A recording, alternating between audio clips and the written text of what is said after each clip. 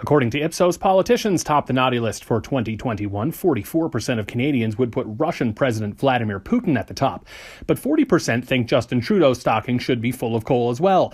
Ontario Premier Doug Ford rounds out the politicians at the top of the naughty list with 29%.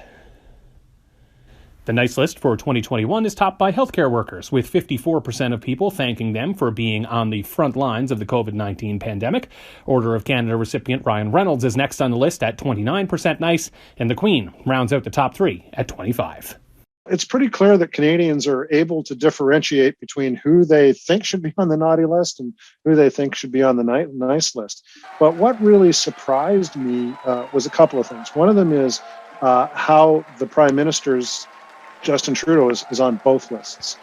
There's certainly a part of the population that thinks that he should be on the nice list, but the plurality of people asked of their opinion about Justin Trudeau thinks that he should be on the naughty list, and in fact doesn't come that much below President of Russia, Vladimir Putin, in the minds of Canadians, only about a 4-point difference between the two of them.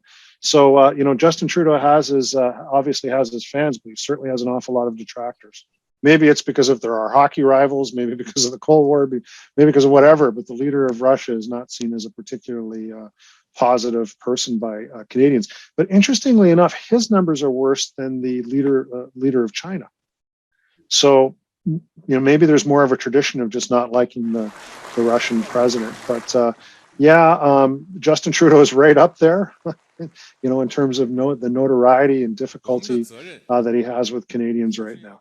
As for the provincial premiers, depending on the province that you want to go to, so for example, Premier Kenney not doing well in the province of British Columbia, an awful lot of lumps of coal, I think, for him this year. But again, same with Premier Doug Ford in the province of Ontario. His numbers, compared to last year in particular around this time, are not as strong as they were last time around, suggesting that he may have some challenges going into this election campaign that's going to be coming up in June of this year.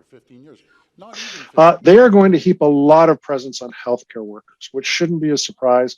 Canadians really do see them as the champions leading us through this crisis that we're going through, much more so than they see politicians being the leaders. When we go back a year in the past, you would see politicians doing pretty well. Our national leaders were doing well, in particular the Prime Minister, and in particular the provincial premiers were doing really well.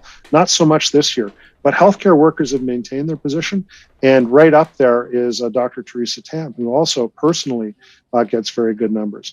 But I got to tell you, just after healthcare workers, it's Ryan Reynolds, who is the breakthrough nice list leader this year. He should be very proud of being able to break through with Canadians, not just in terms of being a leader in the entertainment world, but people really seeing him as a personal leader. Maybe he should be thinking about running for office.